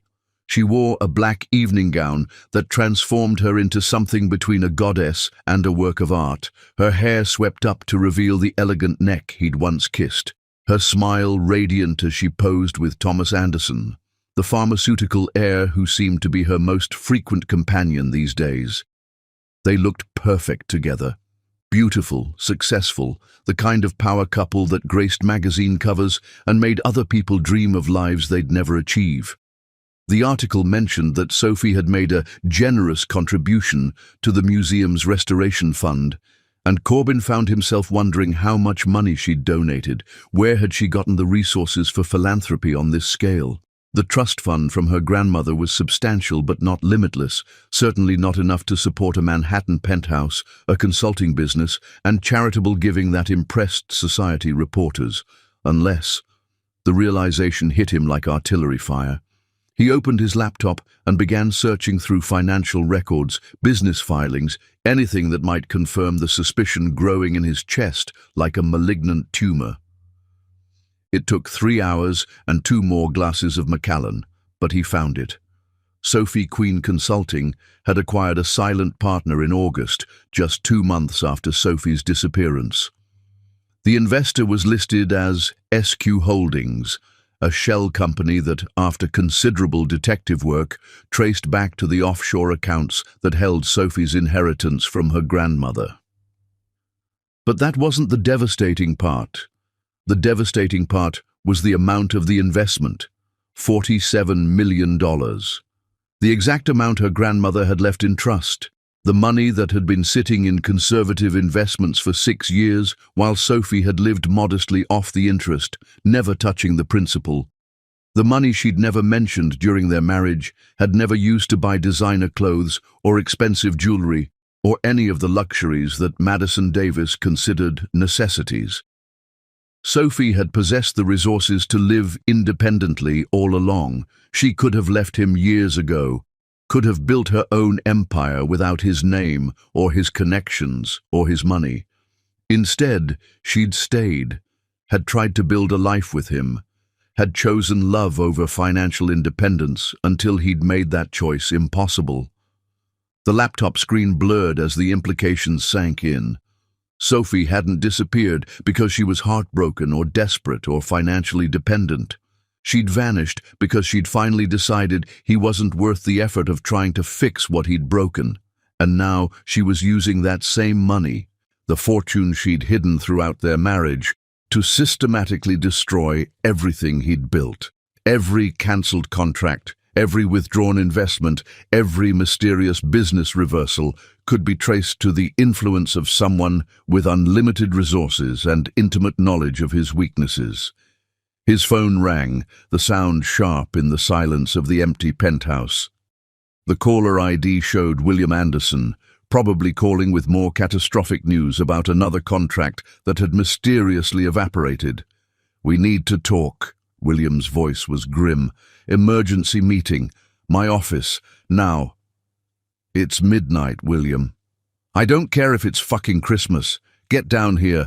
I just got off the phone with Morrison Industries. They're not just cancelling their contract, they're considering a lawsuit over the preliminary work we've already completed.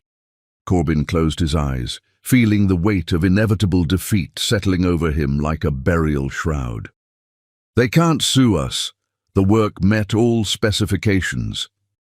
They're claiming the structural analysis was flawed, that the foundation recommendations wouldn't support the building design, that we either misrepresented our capabilities or deliberately provided substandard work. The words hit Corbin like individual punches. The structural analysis had been Sophie's work. Brilliant, thorough, absolutely flawless. She'd spent weeks on those calculations, had triple-checked every specification, had caught potential problems that other firms would have missed entirely. That's impossible. The analysis was perfect. I know it was perfect. You know it was perfect. But somehow, Morrison Industries has an independent report that contradicts our findings, signed by experts who are claiming our work was either incompetent or fraudulent. Corbin sank deeper into his chair, understanding flooding through him with sickening clarity. Sophie wasn't just destroying his business, she was destroying his reputation, ensuring that even if he survived the financial devastation, no one would ever trust Stubbs' development again. There's more, William continued. The SEC wants to meet with us next week. Something about irregularities in our project financing and questions about whether we've been misrepresenting our qualifications to investors. What irregularities? I don't know yet. But Corbin... William's voice carried the weight of a friendship that was about to end. I think you need to tell me everything. About Sophie. About what really happened. Because whatever you did to that woman, she's about to bury us so deep, we'll never see daylight again. The call ended, leaving Corbin alone with the wreckage of his life and the growing understanding that Sophie Queen wasn't just moving on from their marriage. She was making sure he could never hurt anyone the way he'd hurt her. He poured the last of the Macallan and walked to the windows overlooking the city that had once felt like his kingdom. Somewhere out there, Sophie was probably asleep in her own penthouse, surrounded by the trappings of success she'd built without his help or his permission. She was winning, and she was doing it with resources and intelligence she'd possessed all along, but had never used against him until she'd made her disappearance the only viable option. The most devastating part wasn't that she'd hidden her wealth throughout their marriage. It was that she'd chosen to be financially dependent on him, had voluntarily given up her autonomy because she'd believed their love was worth more than her freedom, and he'd repaid that trust by calling her ugly and cheating on her with a woman who saw him as nothing more than a bank account with good bone structure.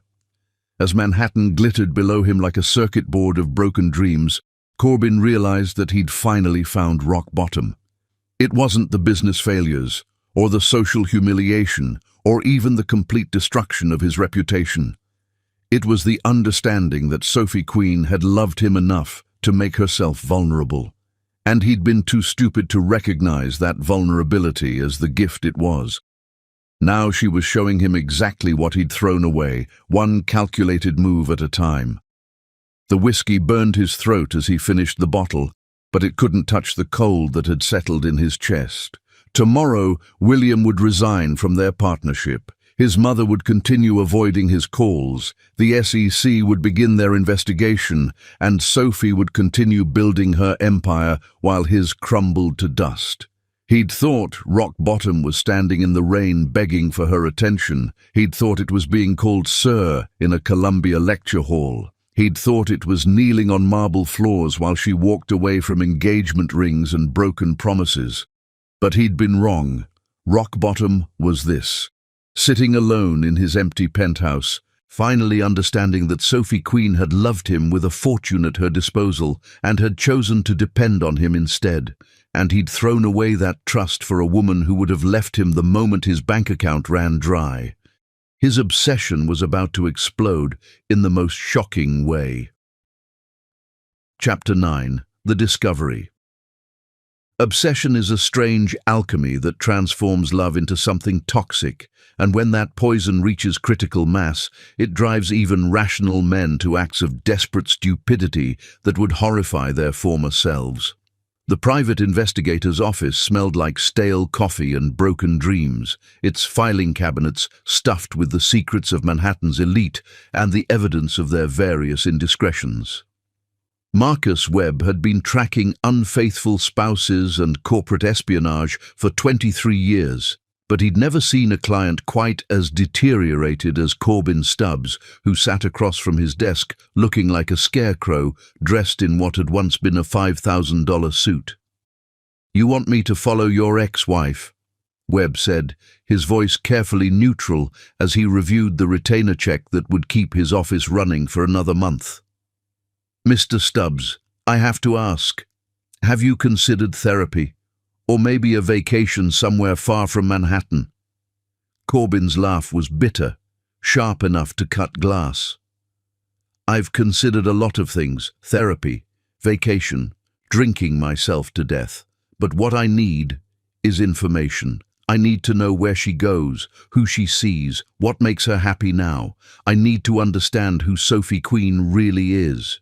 Webb studied his client with the practiced eye of someone who'd seen obsession in all its forms. Corbin had lost at least 25 pounds, his expensive clothes hanging off his frame like borrowed costumes. His hair was unkempt, his eyes were bloodshot, and his hands shook with the slight tremor of someone who'd been using alcohol as medication for too long. "What exactly are you hoping to accomplish with this surveillance?"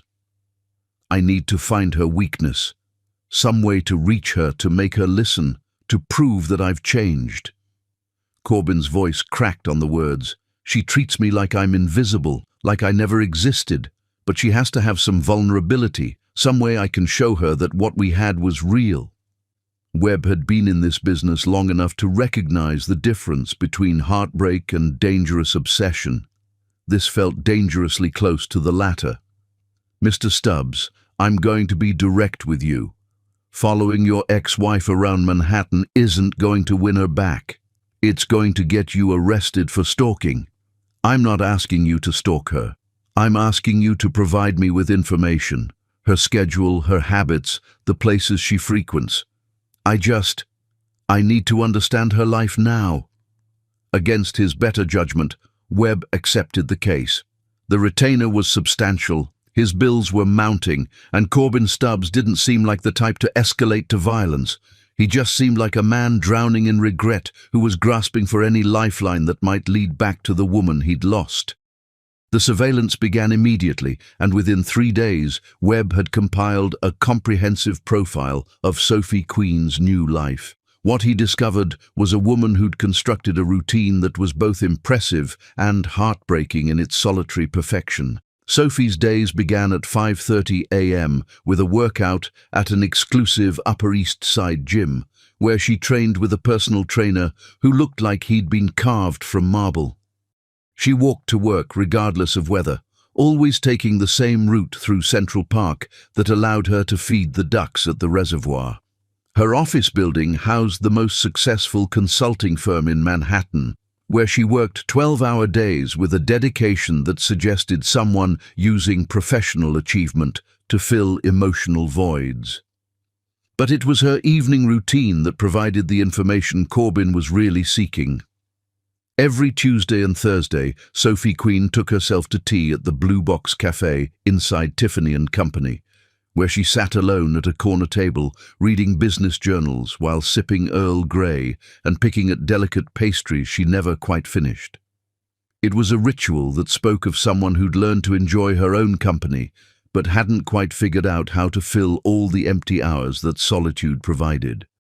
Webb's photographs captured her in unguarded moments, stirring her tea while lost in thought, gazing out the windows at Fifth Avenue with an expression that might have been contentment or might have been carefully constructed composure. She was always elegantly dressed, always perfectly presented, but there was something in her posture that suggested she was still learning how to be alone without feeling lonely. She goes to tea by herself.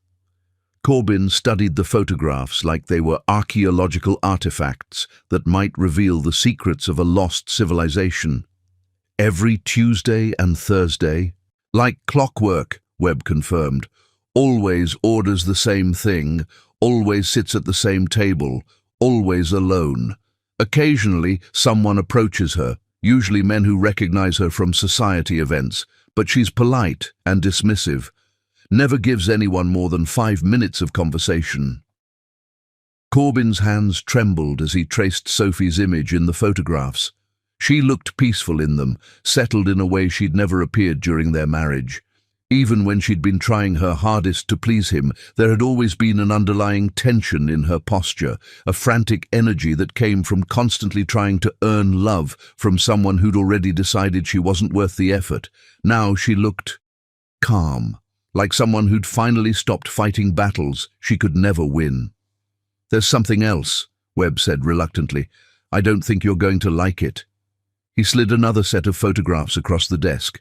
These showed Sophie at various social events, always accompanied by the same man, Dr. Lucas Rodriguez, a prominent cardiac surgeon at Mount Sinai. He was handsome in a way that spoke of substance rather than surface, with kind eyes and the sort of gentle confidence that came from saving lives for a living. "They're not sleeping together," Webb said quickly, recognizing the dangerous look that crossed Corbyn's face. "I've been watching for 3 weeks. He picks her up for events, walks her to her door, and leaves. They're friends, maybe something developing, but it's not physical. Not yet." But Corbyn was no longer listening. He was staring at a photograph of Sophie laughing at something Lucas had whispered in her ear, her face lit up with genuine joy in a way he'd never seen during 7 years of marriage. She looked young, carefree, like someone who'd rediscovered the possibility of happiness after convincing herself it was permanently out of reach. "When?" Corbyn's voice was barely a whisper. "When do they meet?" "Usually Friday evenings for gallery openings or charity events. But sometimes—" Webb hesitated, then pushed forward with information he knew he shouldn't be sharing. "Sometimes he joins her for tea. The last 3 Thursdays, actually. They sit at her usual table and talk for hours." The revelation hit Corbyn like artillery fire. Sophie's solitary tea ritual, the one thing that had seemed vulnerable, approachable, human, wasn't actually solitary anymore. She'd opened that private space to someone else, had allowed another man into the careful routine she'd built around her new life. "Tomorrow is Thursday," Corbyn said, his voice carrying a strange calm that worried Webb more than desperate pleading would have. "Mr. Stubbs, I strongly advise against— I need to see her. I need to see them together. I need to understand what he gives her that I never could." Webb tried to talk him out of it, tried to explain that confronting Sophie in public would accomplish nothing except adding another viral humiliation to his growing collection. But Corbyn was beyond rational argument, driven by an obsession that had consumed every rational thought and replaced them with the single desperate need to reclaim something he'd thrown away. As he left Webb's office, Corbyn felt a strange sense of purpose for the first time in months.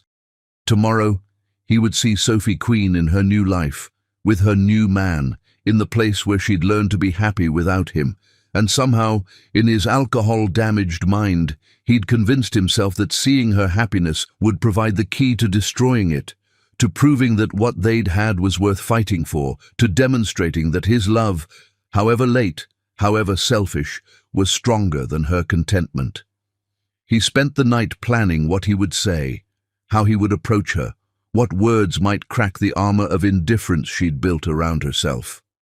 By morning, he'd convinced himself that this confrontation would be different, that seeing her with another man would finally provoke the reaction he'd been craving: anger, jealousy, some proof that she still cared enough to feel something when she looked at him. He was wrong, of course, But obsession has a way of making even intelligent men believe in fairy tales, especially when the alternative is accepting that some stories end not with reconciliation, but with one person learning to be happy while the other learns to live with the consequences of his choices. The irony was that Corbin had become exactly what he'd always claimed Sophie was during their marriage: desperate, needy, willing to sacrifice dignity for scraps of attention from someone who no longer wanted to give it. Tomorrow would be Thursday. Tomorrow, Sophie Queen would sit in her favorite cafe with a man who appreciated her company, while Corbin Stubbs would lurk in the shadows like a ghost haunting his own former life. And for the first time since this obsession began, he would finally understand that some love stories don't end with reunion. They end with one person learning to value themselves enough to close the door on those who had failed to see their worth when it mattered. What happened next would change everything forever. Chapter 10. The Tea Cafe Shock. Sometimes the heart's desperate gambles pay off in ways that have nothing to do with winning or losing, and everything to do with two broken people finally seeing each other clearly for the first time in years. The Blue Box Cafe inside Tiffany & Company existed in a world where everything was perfect, from the robin's egg blue walls to the delicate bone china that transformed afternoon tea into an art form. Fifth Avenue stretched beyond the windows like a river of possibility, while inside, conversations were conducted in the hushed tones reserved for sacred spaces and expensive mistakes. Sophie Queen sat at her usual corner table, a vision in navy cashmere that transformed the simple act of stirring tea into something approaching ballet. Across from her, Dr. Lucas Rodriguez watched her with the kind of patient attention that spoke of a man who'd learned to listen before speaking, to observe before judging, to value substance over surface. The Morrison Industries consultation is fascinating, Sophie was saying, her voice carrying the enthusiasm of someone who'd rediscovered professional passion after years of having her insights dismissed or credited to someone else. They think their problem is structural engineering, but it's actually organizational psychology. The building failures are symptoms of communication breakdowns between departments that haven't spoken honestly in 5 years. Lucas smiled, the expression transforming his already handsome face into something that could have powered the cafe's chandeliers. You see everything as a puzzle to be solved, don't you? Even broken buildings become metaphors for broken relationships. Maybe that's why I'm good at fixing companies, but terrible at fixing marriages. The words came out lighter than Sophie intended, but she caught herself immediately. Sorry, I don't usually bring my personal disasters to tea. Your personal disasters led you to become the most sought-after consultant in Manhattan. I'd say you've managed the transition admirably. Sophie stirred her Earl Grey with mechanical precision, her mind wandering to places she usually kept locked during business hours. 6 months of transformation, 6 months of building a life that was entirely her own, and she was finally beginning to believe that happiness might be possible without the constant anxiety of trying to earn someone else's love. Lucas represented something she'd forgotten existed, the possibility of being valued for who she was rather than who someone else wanted her to become. He was brilliant without being arrogant, successful without being cruel, handsome without being vain. More importantly, he looked at her with genuine interest rather than the calculating assessment she'd grown accustomed to receiving from men who saw her beauty as a prize to be won rather than a person to be known. There's something I've been wanting to ask you, Lucas said, his voice carrying the slight hesitation of someone approaching territory that might be marked with landmines. Ask away. The charity gala next Friday. Would you consider attending as my guest rather than just a colleague? I know we've been taking things slowly and I respect your need for space, but I'd like to explore the possibility of this becoming something more than friendship. Sophie's heart performed a small somersault, that had nothing to do with caffeine and everything to do with the realization that she was ready to consider opening her heart to someone who might actually deserve the privilege. "Lucas, how dare you touch my wife?" The voice exploded through the cafe like a bomb detonating in a library. Every conversation stopped, every teacup froze halfway to lips, every head turned toward the source of the commotion that had just shattered the afternoon peace of Manhattan's most civilized establishment. Corbin Stubbs stood in the cafe's entrance like an avenging angel who'd lost his way and forgotten his purpose. His expensive suit hung on his frame like borrowed clothes. His hair was disheveled from running his hands through it during the 40-minute vigil he'd maintained outside Tiffany's, and his eyes blazed with the kind of desperate fury that came from months of obsession finally reaching critical mass. He moved toward their table with predatory focus, his attention locked on Lucas Rodriguez with the intensity of someone who'd found a target for rage that had been building since the night Sophie disappeared from his life. "Corbin." Sophie's voice was perfectly calm, the tone she might use to address a waiter who'd delivered the wrong order. "This is unexpected." But Corbin wasn't listening to Sophie. His entire focus was on the man sitting across from her, the man who dared to occupy the space that had once belonged to him, who had somehow earned the right to see Sophie's genuine smile, a privilege Corbin had possessed for 7 years and had been too blind to appreciate. "I said, get your hands off my wife." Corbin's voice carried across the cafe with enough volume to ensure that every patron, every employee, and every person within a city block would remember this moment for the rest of their lives. Lucas rose from his chair with the controlled movements of someone who dealt with agitated family members in hospital emergency rooms and understood that emotional volatility required careful handling. At 6'2", he had 4 inches on Corbin, but more importantly, he carried himself with the confidence of someone who'd never needed to prove his worth through intimidation. "Sir, I think there's been a misunderstanding." "Misunderstanding?" Corbin's laugh was sharp enough to cut crystal. "The misunderstanding is you thinking you can waltz into her life and play house with my wife while I'm still breathing." Before Lucas could respond, before Sophie could intervene, before anyone in the cafe could process what was happening, Corbin grabbed the front of Lucas's shirt and shoved him backward with the desperate strength of a man who'd lost everything else and was now reduced to fighting for scraps of a love that no longer existed. The cafe erupted in shocked gasps. Phones appeared like magic, their cameras capturing every second of what was rapidly becoming the most spectacular public meltdown in Tiffany and Company's recent history. Security guards materialized from hidden alcoves, moving toward the confrontation with professional urgency. "Corbin!" Sophie's voice cut through the chaos like a blade, finally carrying enough authority to penetrate his alcohol and obsession-fueled rage. "Stop this right now!" But Corbin wasn't capable of stopping. 6 months of rejection, 6 months of watching Sophie build a life that didn't include him, 6 months of realizing that the woman he'd called ugly had become magnificent while treating him like he'd never existed.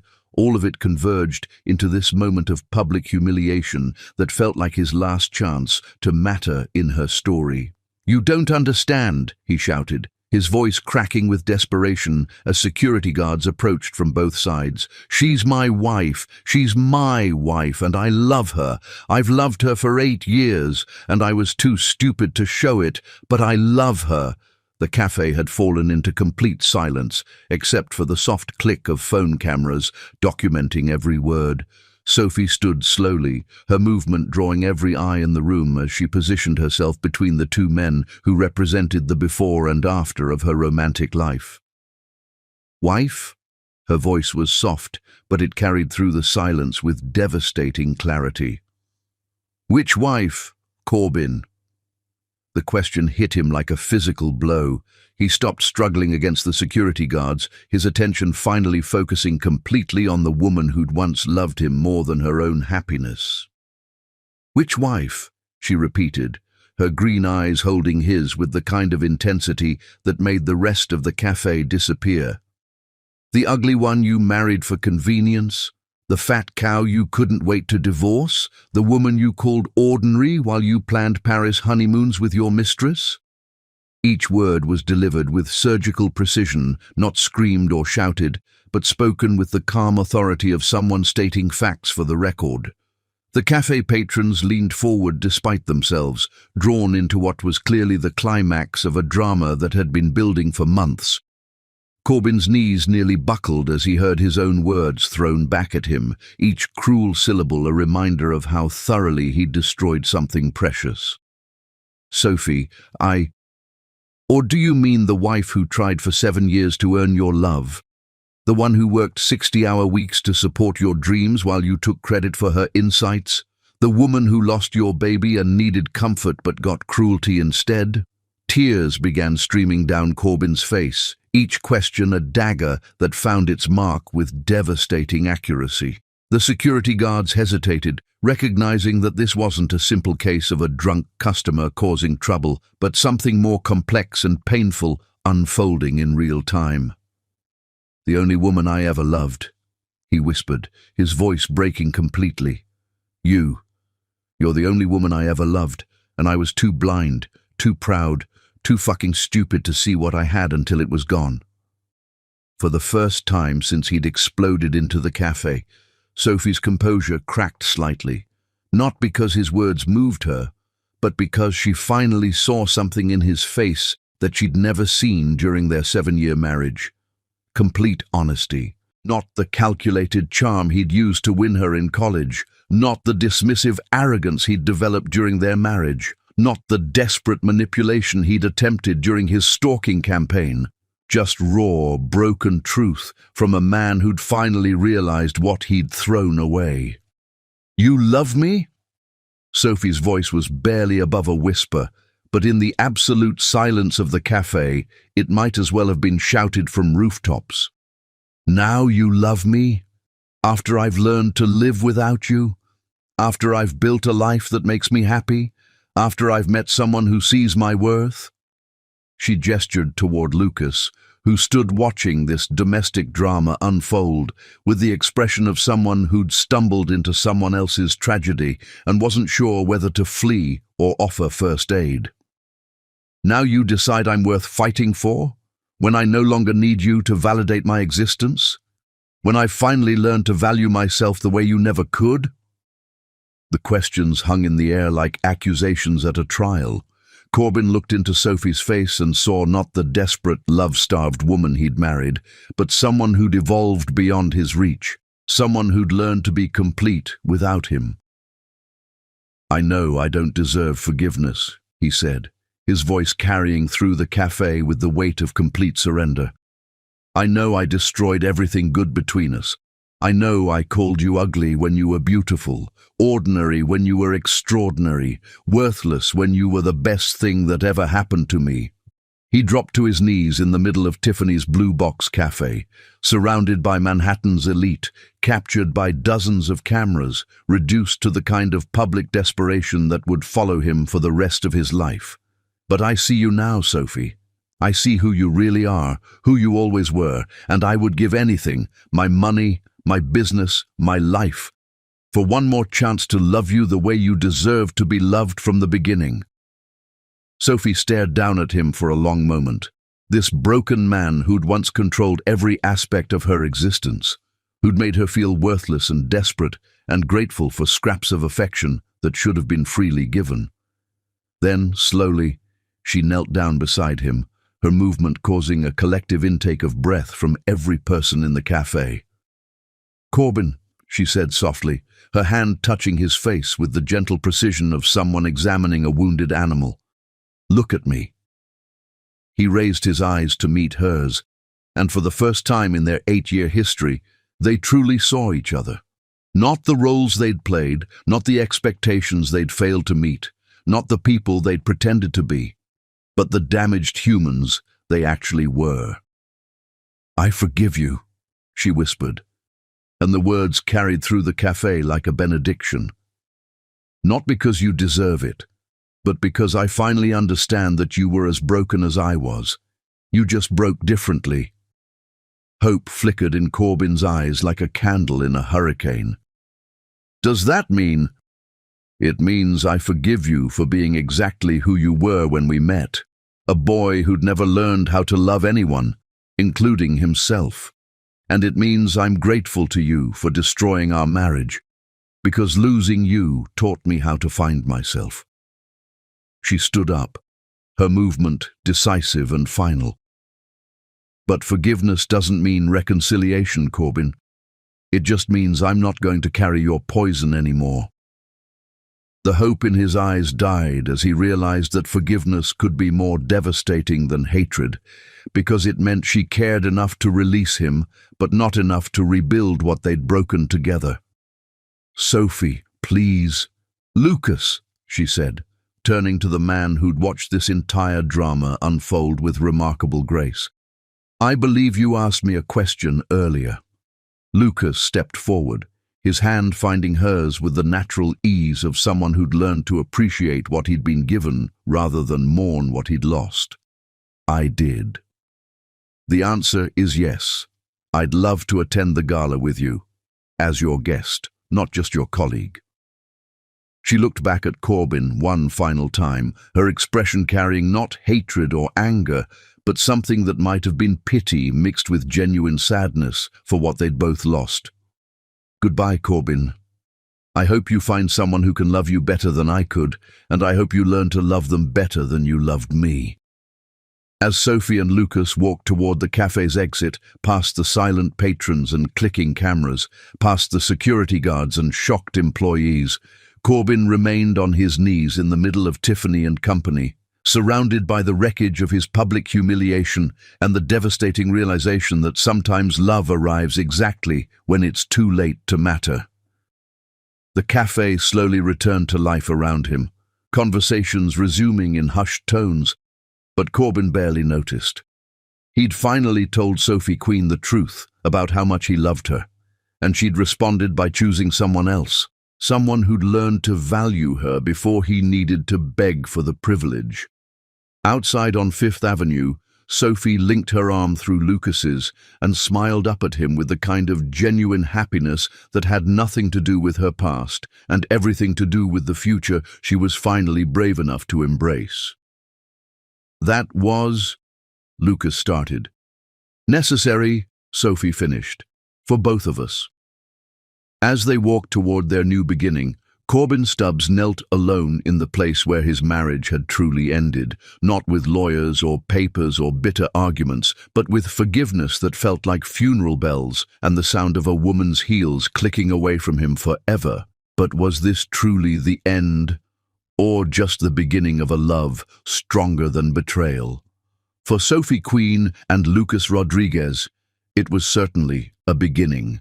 For Corbin Stubbs, kneeling in the ruins of his public humiliation, it was the end of one story, and perhaps, if he learned from his spectacular failures, the start of a journey toward becoming someone worthy of the love he'd been too blind to cherish when it was his to claim. Sometimes the greatest love stories are not about getting the person back, but about loving them enough to let them find happiness elsewhere. And finally, learning to love yourself enough to become someone capable of deserving love in return. The end.